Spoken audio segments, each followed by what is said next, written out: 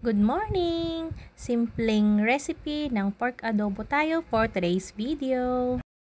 Sa mainit na mantika, igisa ang sibuyas at bawang. Pag brownish na ang bawang, isunod po natin ang 1 kg na pork meat.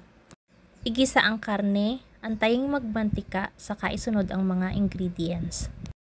Lagay tayo ng magic sarap, bay leaves, pepper, sugar, soy sauce at vinegar. Tsaka haluin po, takpan at pakuluin. Ito po talaga yung paraan ko para dumikit yung lasa ng ingredients sa karne bago lagyan ng tubig. Pag almost dry na po, maglagay na tayo ng tubig, takpan, tsaka pakuluin.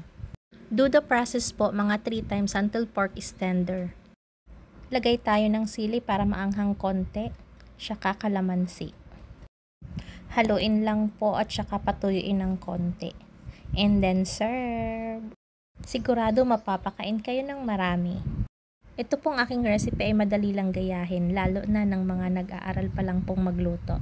Sarap, 'di ba? Tapos na. Thank you for watching. Bye-bye.